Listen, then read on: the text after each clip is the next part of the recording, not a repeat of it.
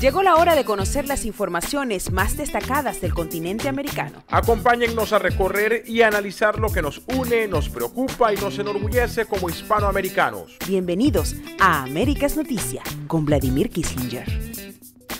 Muy buenas tardes, feliz día y también mejor noche para todas aquellas personas que nos acompañan en una nueva oportunidad a través de Américas Noticia con nuestra emisión número 751, la cual cierra ya esta semana informativa, una semana sumamente intensa pero también gratificante porque hemos tenido la ocasión, la oportunidad de compartir con ustedes sobre todo su parecer, discutir, crear de alguna manera conciencia en torno a los temas que más nos preocupan en el continente americano. Como siempre les agradezco, ahora que estamos comenzando nuestra transmisión, que compartan nuestro espacio informativo para que muchísimas personas, sus amigos, familiares y grupos donde hacen vida puedan incorporarse también para que puedan compartir su parecer, sus opiniones, sus preguntas, sus comentarios y podamos debatir al fin y al cabo, que para eso ha sido creado este espacio. También quiero aprovechar para agradecer a todos los que participaron el día de ayer en el programa, un programa espléndido por la participación de ustedes. Se convirtió en un verdadero debate sin importar las fronteras, ni desde dónde estamos, ni nuestras nacionalidades, en fin.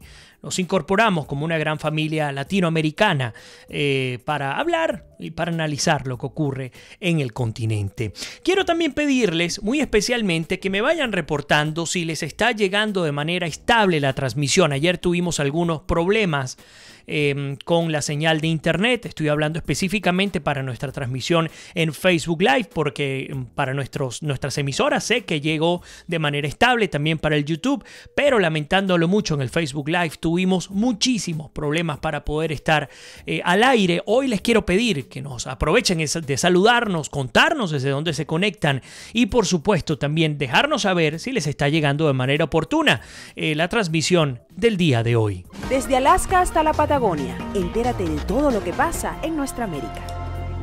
Hoy verdaderamente vamos a hacer un recorrido informativo, vamos a hablar de Venezuela, de Perú, de Guatemala, de Uruguay y Brasil y bueno, si el tiempo nos da, que lo dudo muchísimo, abordaremos otros temas que tenemos también en nuestro guión número 751. Saludo rápidamente Magali Uzcategui y Héctor Maita también con nosotros. Fíjense que me están reportando que se congela la imagen.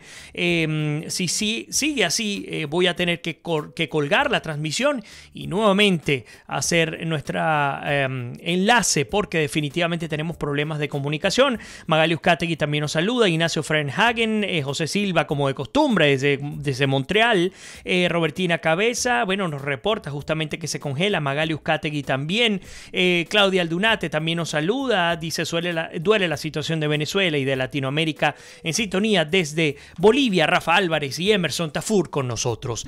A ver, vamos a comenzar con una bomba informativa publicada por el New York Times.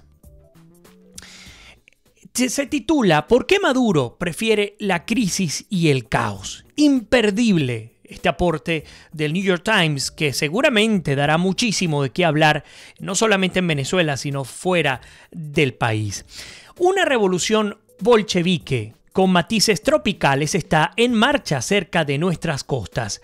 El presidente de Venezuela, Nicolás Maduro, está usando toda su autoridad para diezmar lo poco que queda de la resistencia a su socialismo extremista, tal como lo hizo el líder soviético Vladimir Lenin en octubre de 1917. En esta etapa de la revolución, Maduro se propone librar una campaña final contra todos salvo sus aliados más radicales. Sigo viendo que tenemos problemas de transmisión. Les quiero pedir que me confirmen si les está llegando de manera correcta o si no, pues para hacer los correctivos necesarios. Continúa esta nota del New York Times diciéndonos que recientemente la mayoría de las noticias que salen de Venezuela cuentan la extraordinaria crisis económica del país. Algunos analistas tratan la crisis como un caso de influenza, algo que la nación contrajo sin culpa suya. Sin embargo, a esta crisis, o más bien su larga duración, no es un accidente, se trata de un diseño revolucionario. La devastación de los últimos 4 años no puede ponerse en palabras.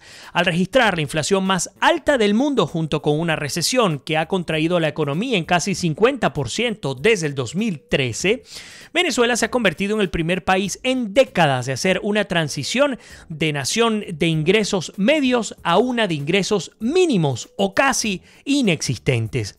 Sin embargo, el aspecto más vergonzoso de la crisis es la indiferencia del gobierno. La principal respuesta gubernamental, bautizada como el paquete rojo, no incluye nada más que devaluar la moneda en casi un 95%, denominar los nuevos billetes al quitarles 5 ceros y vincular el nuevo bolívar soberano al petro, una criptomoneda no transable y que nadie utiliza. Estas medidas son una redecoración inútil. Hasta los economistas más indulgentes con el gobierno están un poco presionados. Si acaso continúa esta nota del New York Times, el gobierno está empeorando la crisis al aumentar el precio de la gasolina a precios internacionales, restringir todavía más la importación de alimentos y medicinas, decretar más controles de precios y subir impuestos en medio de una recesión. Los gobiernos y las organizaciones internacionales ofrecen ayuda, pero Maduro la rechaza. El gobierno se cruza de brazos mientras el hambre y las enfermedades se propagan. Esta indiferencia sugiere una intencionalidad. Es fácil ver la causa. Un gobierno extremista como el de Maduro prefiere la devastación económica a la recuperación porque la miseria destruye a la sociedad civil y con ella toda posibilidad de resistir la tiranía. Cuando las condiciones económicas se deterioran, los ciudadanos a menudo optan por la protesta, pero cuando las condiciones económicas decaen a tal grado que hacen que las clases medias vivan con menos de $2 al mes, menos que en Haití, y diseminan condiciones cercanas a la hambruna, la mejor opción es arreglárselas como uno pueda o irse del país. Si a esta receta añadimos la represión, el resultado es un éxodo de al menos el 7% de la población, el más grande en el continente americano desde la década de los 80. La privación económica aunada a la represión, cambia los incentivos de la participación política por el exilio político. Esto es lo que Maduro ve con buenos ojos. La asfixia de la resistencia, tal como Lenin quiso, la razón por la que Maduro ha permitido que la crisis continúe por tanto tiempo. Y es que lo hemos hablado acá. Hemos conversado, por acá nos dice las últimas novedades, déjenme que voy a revisar brevemente, sí, definitivamente tenemos muchísimo problema de transmisión, vamos a intentar unos minutos más y si no, volvemos a conectar, volvemos a enlazarnos con todos ustedes. Pero les comentaba, les decía que una estrategia que hemos hablado, que hemos abordado, explorado durante muchísimo tiempo, la intencionalidad de un régimen que ha extorsionado a la población venezolana para amilanarlos o si no hacerlos huir despavoridamente de Venezuela, convirtiéndose en los nuevos refugiados latinoamericanos. Esto, por supuesto, le conviene profundamente al régimen de Maduro porque al fin y al cabo sigue controlando la generación de riquezas cada vez más pobre, más paupérrima, eso lo entendemos, pero aún así sigue controlando ingentes flujos de dinero, de dólares, independientemente de lo que signifique la fachada que ellos tratan de vender, de estar ante un bloqueo, incluyendo Estados Unidos, y uno le pregunta, bueno, si es así, ¿por qué sigues enviando petróleo a los Estados Unidos? Porque Estados Unidos es el único país comprador de petróleo en Venezuela que paga en cash, que no pide crédito para adquirir el crudo extrapesado venezolano. Pero de cualquier manera, y centrándonos en el análisis del día de hoy, el de por qué Maduro prefiere la crisis y el caos, bueno, es un modelo bolchevique, es el modelo de la extinta Unión Soviética, aquel que aplicó Vladimir Ilich Ulyanov, y pues lo está implementando tal cual como lo hicieron los Castro en Cuba. De esa manera, lograrán algo que una vez en América TV, un reconocidísimo medio internacional dirigido por cubanos, estuve de visita con buenos colegas periodistas y veíamos un video de una señora en Cuba que estaba protestando porque no le habían entregado una casa o algo así, una pequeña vivienda que le habían prometido. Ella sacó un colchón a la calle y sencillamente decidió protestar en el medio de la calle. Llegaron las autoridades cubanas, supuestamente se encargaron de atender a la que estaba manifestando, a la mujer que estaba manifestando, y todo se centró en el único reclamo que tenía esa mujer, que era básicamente que el régimen cubano le cumpliera lo que le había prometido. ¿Qué ocurre acá? Aquí uno pudiera decir, oye, qué bueno, el pueblo se está levantando para exigir sus derechos. Pero cuando tú tienes un pueblo que se levanta para exigir que puedas llenar las bombonas de gas, que puedas surtir tu tanque de gasolina, que puedas comprar un kilo de pollo decentemente a un precio decente, que puedas adquirir un bien X, oye, los regímenes están logrando su propósito. No los estás, no estás enfrentando a un pueblo porque quiere democracia, porque quiere libertad, porque quiere el derecho a poder elegir a sus representantes, porque quiere el derecho a la alternabilidad de poderes. No los tienes protestando por eso. No los tienes protestando porque se encargaron de destruir, por ejemplo, el poder legislativo, porque se encargaron de secuestrar los otros 4 poderes del Estado en Venezuela. No los tienes protestando por eso. Los tienes en unas colas como a nuestros viejitos que pasan 8, 9, 10 horas en una cola, en una línea, esperando para poder entrar a un banco, adquirir algo de dinero, de papel moneda. O los tienes peleándose por la comida o por un cupo en un hospital para poder ser atendidos. Por eso es que The New York Times nos presenta este material increíblemente fuerte, por supuesto, dramático, pero que, insistimos, vale la pena presentar.